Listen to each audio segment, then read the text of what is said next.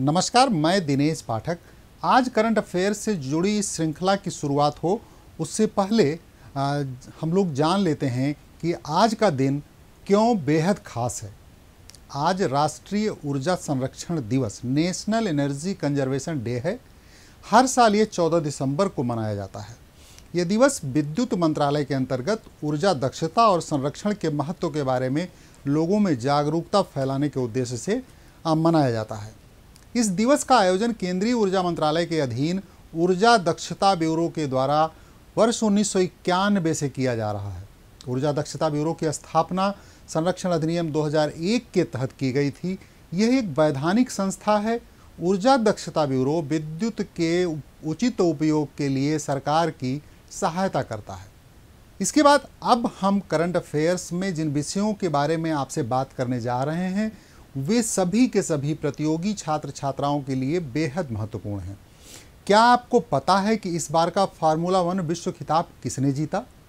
क्या आपको पता है कि इस बार भारत के गणतंत्र दिवस समारोह पर कौन मुख्य अतिथि होंगे? क्या आपको ये पता है कि इस बार टाइम मैगजीन ने पर्सन ऑफ द ईयर का खिताब किसे दिया है? अगर पता है तो अच्छी बात है, अगर नहीं पता है तो हम आज आपको बताएंगे। ये सारी जानकारी इसी बुलेटिन में। आइए शुरुआत करते हैं फार्मूला 1 रेस से। मैक्स वेरस्टैपेन ने अबू धाबी ग्रांड प्री में लुईस हैमिल्टन को पीछे छोड़ते हुए अपना पहला फार्मूला 1 विश्व खिताब जीत लिया है। मैक्स हैमिलियन वेरस्टैपेन एक बेल्जियम डच रेसिंग ड्राइवर हैं जो वर्तमान में डच ध्वज के तहत रेड बुल रेसिंग के साथ फार्मूला 1 में प्रतिस्पर्धा कर रहे हैं। वो 2015 ऑस्ट्रेलियन ग्रांड प्रिक्स में फार्मूला 1 में प्रतिस्पर्धा करने वाले सबसे कम उम्र के ड्राइवर बने थे। तब वह मात्र 17 साल के थे।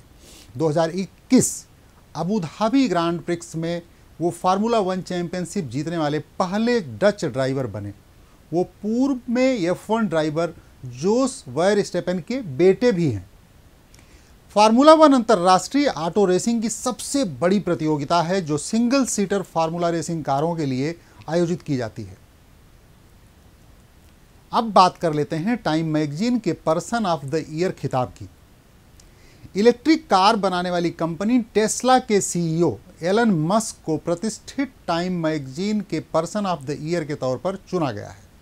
टाइम मैगजीन ने एलन मस्क को दूरदर्शी, प्रेरणा स्रोत, प्रतिभाशाली और शानदार उद्योगपति कहा है। टाइम मैगजीन की तरफ से कहा गया है कि एलन मस्क समाज में बदलाव का सबसे बड़ा चेहरा बनकर उभरे हैं। दुनिया के सबसे अमीर इंसान मस्क के पास अपना घर नहीं है। हाल ही में उन्होंने अपना घर बेच दिया। मस्क की पहुंच अंतरिक्ष तक है। टाइम ने लिखा है कि मस्क सैटेलाइट्स को अंतरिक्ष में भेजते हैं। वो बिना ईंधन के इस्तेमाल वाली सेल्फ मेड कार चलाते हैं। उन्हें ड्राइवर की भी कभी कभार ही जरूरत पड़ती है। गौरतलब है कि अंतरिक्ष अभियान आयोजित करने वाली कंपनी स्पेस एक्स के संस्थापक और मुख्य कार्यकारी अधिकारी chief executive officer Elon Musk हाल ही में अमेजन के संस्थापक जेफ बेजोस को पीछे छोड़कर दुनिया के सबसे धनी व्यक्ति बन गए हैं। चलिए आगे बढ़ते हैं और जानते हैं कि इस बार आयोजित होने वाले हमारे गणतंत्र दिवस मतलब भारतीय गणतंत्र दिवस में जो 26 जनवरी 2022 को आयोजित होगा कि कौन मुख्य अतिथि के रूप में शामिल होंगे। हम सब जानते हैं कि अभी तक हमारे यहाँ जितने भी मुख्य अतिथि थे सब कोई एक राष्ट्राध्यक्ष मुख्य अतिथि हुआ करता था।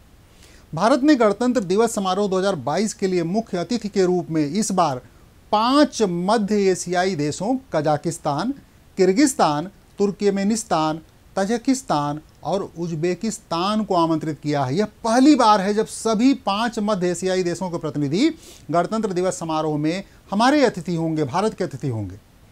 पिछली बार वे 2018 में आसियान शिखर सम्मेलन में एक साथ शामिल हुए थे। भारत इन देशों के साथ ऐतिहासिक, सांस्कृतिक और सभ्यतागत संबंध साझा करता। हमारे रिश्ते उनसे मधुर हैं। 2014 में जब से प्रधानमंत्री नरेंद्र मोदी ने कार्यभार संभाला है, भारत ने उन गणमान्य अतिथियों का भी नाम हम यहाँ बताना चाहते हैं जो गणतंत्र दिवस समारोह के लिए मेहमान थे।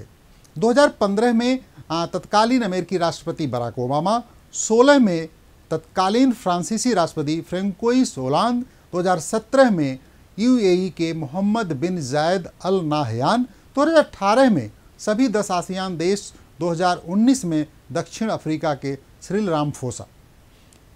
इन खबरों के बाद आइए कुछ और जरूरी जानकारियों पर फटाफट तेजी से नजर डालते हैं।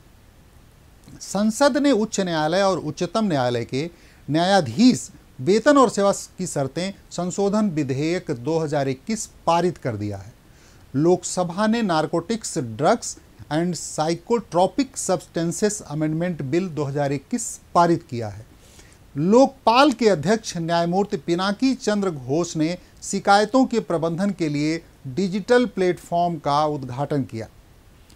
भारत ने उड़ीसा तट से दूर अब्दुल कलाम द्वीप से supersonic missile assisted torpedo system, जिसे SMAT स्मार्ट भी कहा जाता है, लॉन्च किया है।